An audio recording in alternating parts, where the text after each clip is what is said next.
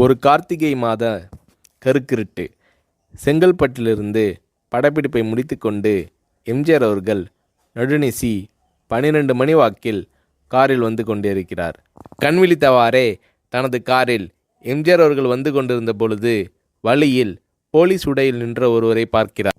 எம்ஜிஆர் அவர்களின் கார் அவரை கடந்து செல்கின்ற போது எம்ஜிஆர் அவர்களின் நெஞ்சில் பொறி தட்டுகிறது.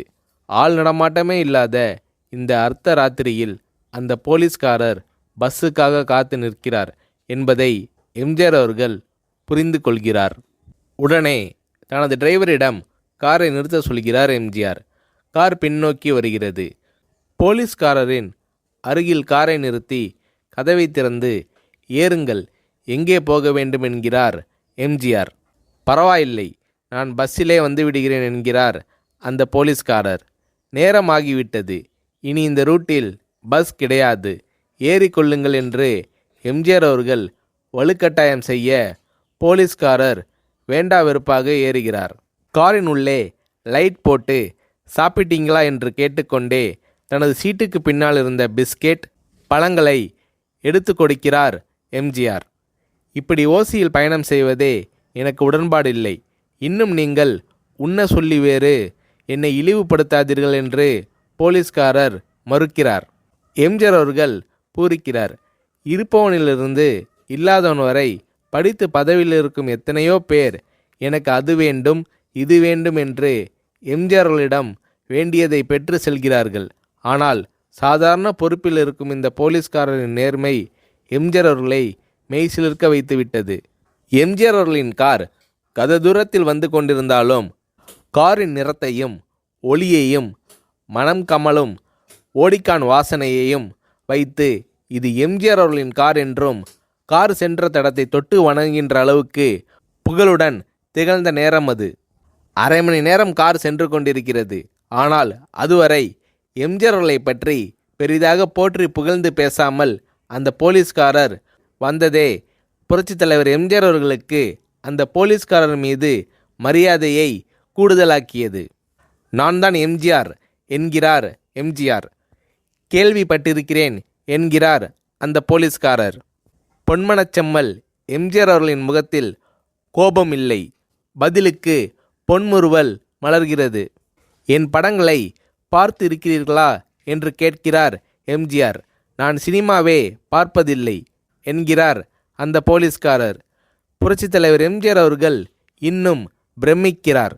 இப்போது கார் சத்தத்தை தவிர ஒரே நிசப்தம்.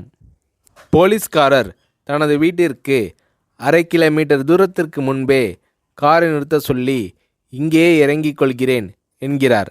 ஏன், நீங்கள் குறிப்பிட்ட அந்த விலாசம் இன்னும் 1/2 கிலோமீட்டர் தூரம் இருக்கிறதே என்கிறார் எம்ஜிஆர். சாதாரண போலீஸ் உத்தியோகத்தில் இருக்கும் நான் காரில் வந்து இறங்கினால் என் வீட்டிற்கு அருகில் உள்ளவர்கள் என்னை தவறாக நினைத்து கொள்வார்கள். இதுவரை இப்படி நான் யார் காரிலும் ஓசியில் வந்து பழக்கமில்லை. நீங்கள் இவ்வளவு தூரம் செய்த உதவிக்கு நன்றி என்கிறார் அந்த போலீஸ்காரர். புரட்சித் தலைவர் எம்ஜிஆர் அவர்கள் அதற்கு மேல் எதுவும் பேசவில்லை. அவர் எந்த போலீஸ் ஸ்டேஷனில் பணிபுரிகிறார் என்பதை மட்டும் கேட்டு தெரிந்து கொண்டு கிளம்புகிறார். அடுத்த நாள் செங்கல்பட்டு போலீஸ் ஸ்டேஷனுக்கு ஃபோன் செய்து நான் எம்ஜிஆர் பேசுகிறேன் என்கிறார் எம்ஜிஆர். ஃபோனை எடுத்த டிஎஸ்பி உதறலோடும் உற்சாகத்தோடும் தலைவரே வணக்கம் என்கிறார். இரவு சந்தித்த போலீஸ்காரரை பற்றி விசாரிக்கிறார் எம்ஜிஆர். அந்த டிஎஸ்பி சொல்கிறார், நீங்கள் குறிப்பிடும் அவர் இன்று விடுப்பில் இருக்கிறார். அவர் கையூட்டு வாங்காதவர், கடமை தவறாதவர், காவல்துறையின் நேர்மைக்கு இவரே இலக்கணம். வெற்றிலை பாக்கு, பீடி, சிகரெட் போன்ற போதை வஸ்துக்கள், நாடகம், சினிமா போன்ற பொழுதுபோக்கு அம்சங்களையெல்லாம் இவர் அறியாதவர். கல்யாண வயதில் உள்ள 3 பெண்களையும் கரை சேர்க்க முடியாமல் கஷ்டத்தில் இருக்கிறார் என்கின்ற விபரம் டிஎஸ்பியால் எம்ஜிஆர் அவர்களுக்கு சொல்லப்படுகிறது.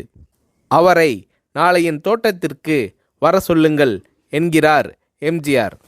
கேட்டுக்கொண்ட டிஎஸ்பி உங்களோடு ஃபோனில் ஆளுக்கு ஒரு வார்த்தை பேச இன்ஸ்பெக்டர், சப் இன்ஸ்பெக்டர் உட்பட எல்லோரும் ஆசைப்படுகிறார்கள். ஃபோனை அவர்களிடம் கொடுக்கலாமா என்கிறார். எம்ஜிஆர் அவர்கள் கொடுங்கள் என்கிறார். பேசுகிறார். அந்த போலீஸ் ஸ்டேஷனே புண்ணியம் பெற்றதாக மகிழ்ச்சி அடைகிறார்கள் அந்த போலீஸ்காரர்கள். மறுநாள் அந்த போலீஸ்காரர் ராமவரம் தோட்டத்திற்கு அழைத்து வரப்படுகிறார். அவரிடம் பேப்பரில் மடித்த பெரிய பணக்கட்டை கொடுத்து, இதை வைத்து உங்கள் பெண்களின் கல்யாணத்தை நடத்துங்கள் என்கிறார் எம்ஜிஆர். போலீஸ்காரர் மறுக்கிறார். நான் ஏதாவது உங்களிடம் காரியமாற்ற சொல்லி அதற்காக கொடுத்தால் அது தவறு. என்னால் ஆக வேண்டியது உங்களுக்கும், உங்களால் ஆக வேண்டியது எனக்கும் எதுவும் இல்லை. நான் உங்கள் கூட பிறந்த ஒரு சகோதரனாக நினைத்து கொடுக்கிறேன், பெற்றுக்கொள்ளுங்கள் என்று சொன்ன பிறகு கேட்டும் கூட கிள்ளி கொடுக்காத கனவான்கள் வாழும் இந்த உலகில் ரோட்டில் நின்றவனை அழைத்து சென்று அள்ளி கொடுத்த எம்ஜிஆர் அவர்களின் கருணையில் நெகிழ்ந்து போய் பெற்றுக்கொள்கிறார் அந்த போலீஸ்காரர். பிறகு ஒரு தேதியில் புரட்சித் தலைவர் எம்ஜிஆர் அவர்களே சென்று அந்த போலீஸ்காரரின் 3 பெண்களின் திருமணத்தையும் நடத்தி வைத்து வாழ்த்தி இருக்கிறார்.